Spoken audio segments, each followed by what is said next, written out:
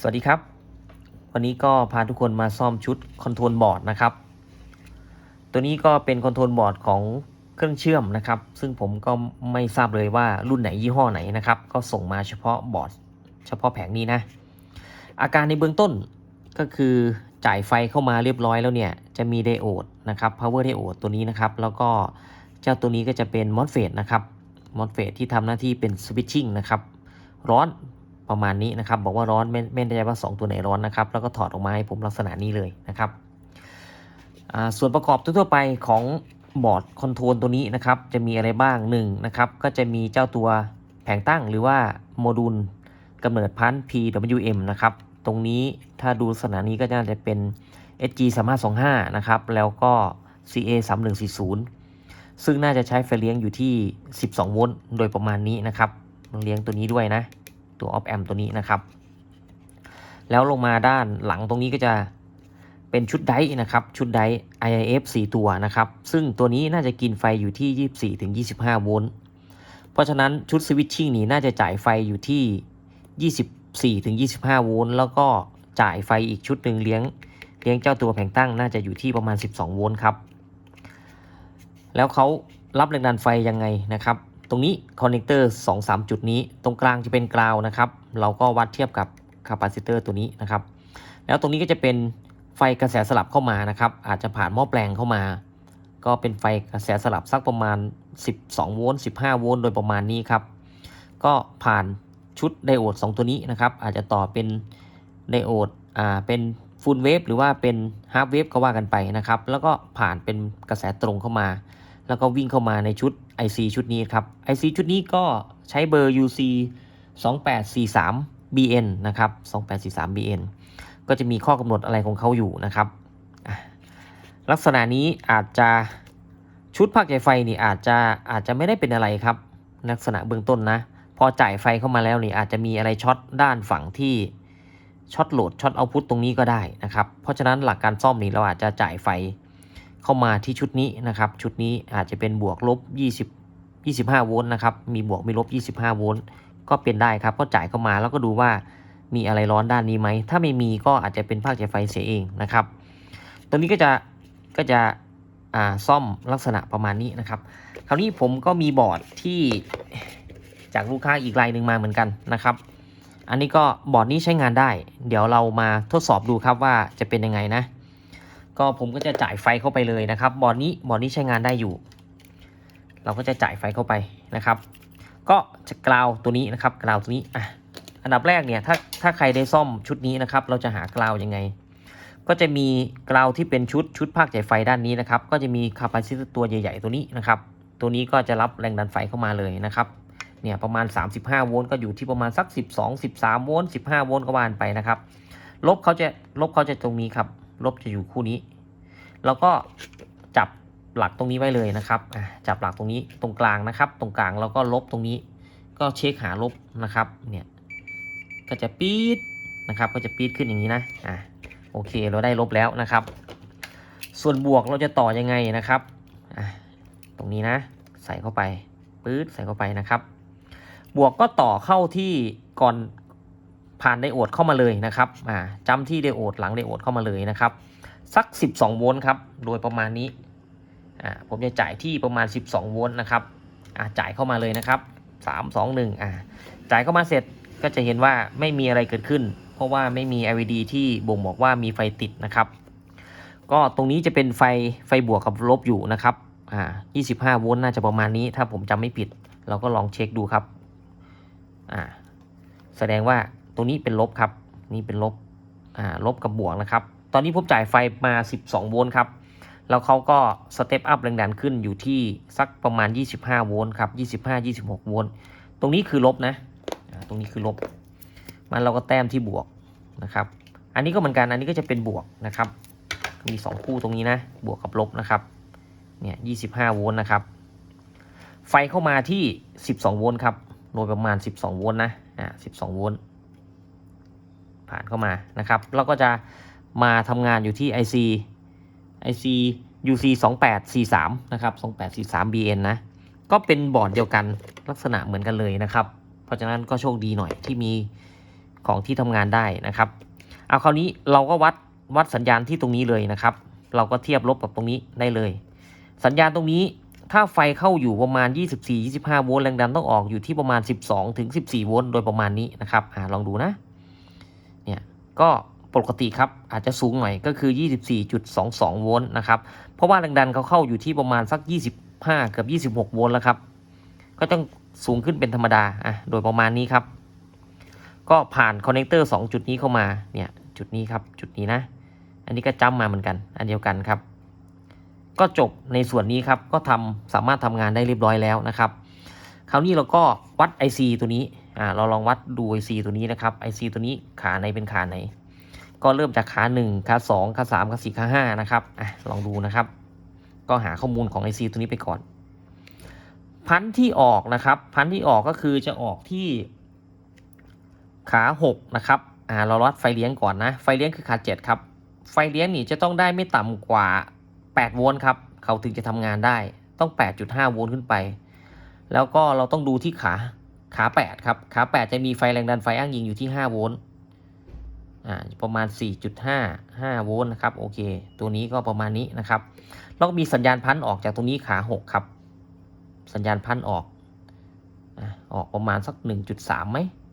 เราลองวัดดูครับวัดเปรียบเทียบดู10โวลต์8-9 โวลต์นะครับแรงดันออกแล้วนะครับโอเคตัวนี้ทำงานได้นะครับคราวนี้เราก็จะมาซ่อมตัวนี้ครับคราวนี้ซ่อมตัวที่เสียกันบ้าง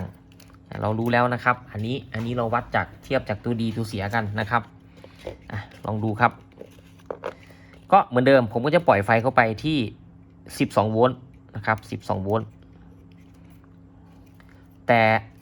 เจ้าของบอกว่าพอปล่อยเข้ามาแล้วเนี่ยไอ้เจ้า2ตัวนี้ร้อนครับร้อนนี่น่าจะเกิดจากโหลดช็อตนะครับเดี๋ยวลองดูก่อนเดี๋ยวลองวัดดูก่อนนะครับเปิดเข้ามาปึ๊ดเข้ามานะครับตอนนี้ไฟเข้ามาเรียบร้อยนะอยู่ที่12โวลต์เท่ากันนะครับอยู่ที่12โวลต์นะ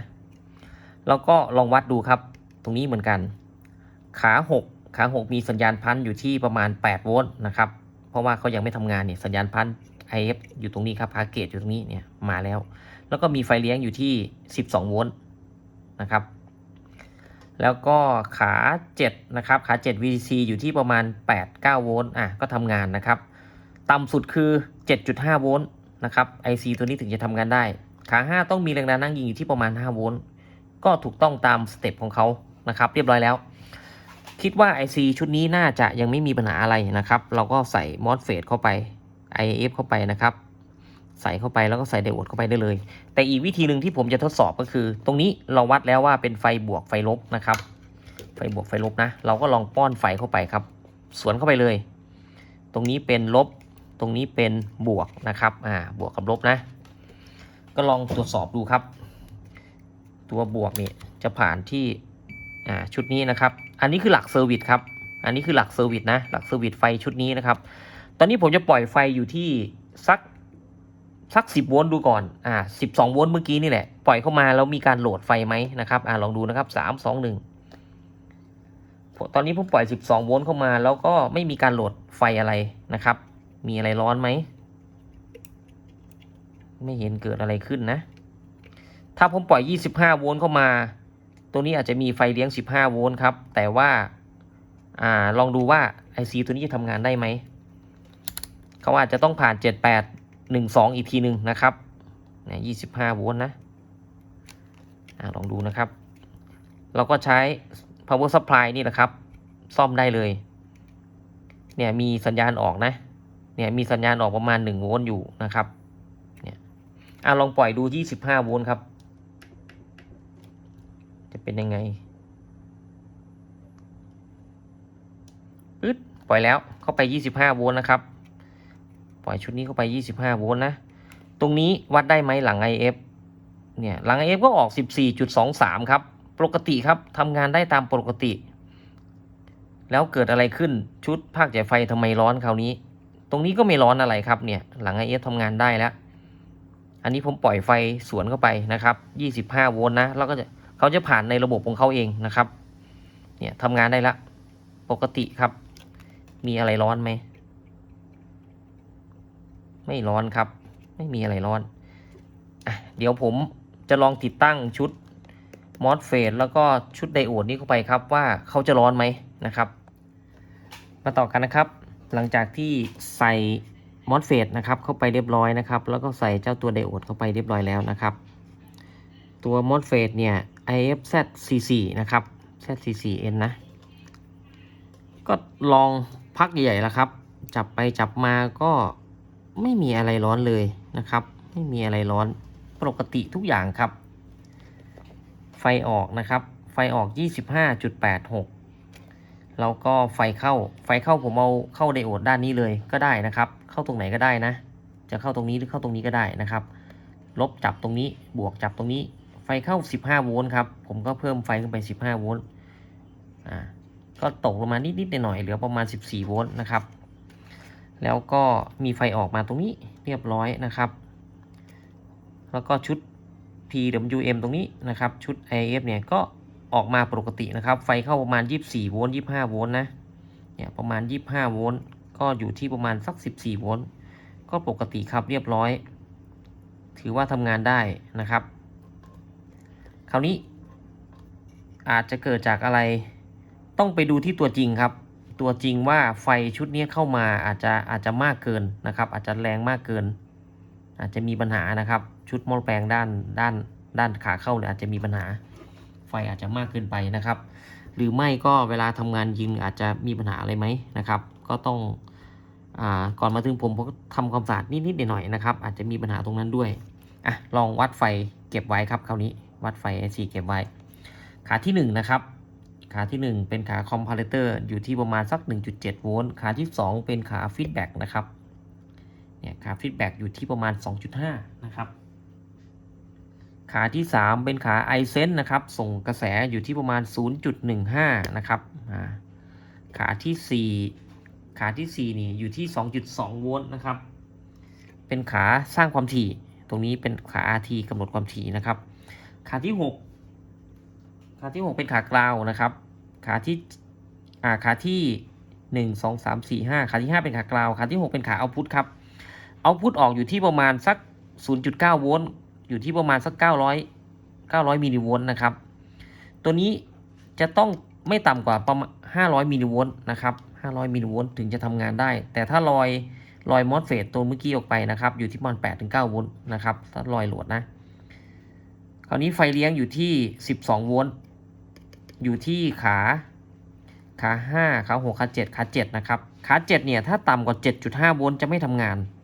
นะครับพอขา7ต่ำกว่า 7.5 โวลต์แล้วนี่ขา8ครับขา8ก็จะไม่มีไฟขา8เนี่ยจะมีไฟอยู่ที่5โวลต์เป็นขาแรงดันอ้างอิงนะครับเป็นขา reference นะอันนี้ก็ถือว่าทำงานสมบูรณ์นะครับถ้า IC ตัวนี้ไม่ทำงานนะครับเราก็ตรวจเช็คแรงดันที่ขา7นะครับต้องได้ไม่ต่ำกว่า 7.5 นะครับถ้าชัวร์ก็8โวลต์ขึ้นไปเลย8โวลต์ 8.5 อยู่ที่เบอร์ IC นะครับถ้าเป็นตระกูล28เนี่ย28 UC 2843จะอยู่ที่ประมาณสัก 7.5 โวลต์นะครับแต่ถ้าเป็น UC 3843จะอยู่ที่ประมาณ 8.5 โวลต์ครับก็จะมีความแตกต่างกันอยู่ที่ขา7นะขา7ขา VC นะครับนอกนั้นก็จะไม่มีอะไรแล้วนะครับก็โอเคคลิปนี้ก็พอได้เป็นสาระเล็กๆน้อยๆนะครับแต่ว่าผมก็จะเอาไปส่งคืนเจ้าของเขานะครับถ้ายังร้อนอยู่ก็ต้องมาพิจารณาชุดไฟเข้านะครับชุดไฟเข้าว่าเกิดอะไรขึ้นแต่พวกนี้ไม่มีปัญหาอะไรเลยนะครับสำหรับคลิปนี้ก็ต้องขอบคุณครับสวัสดีครับ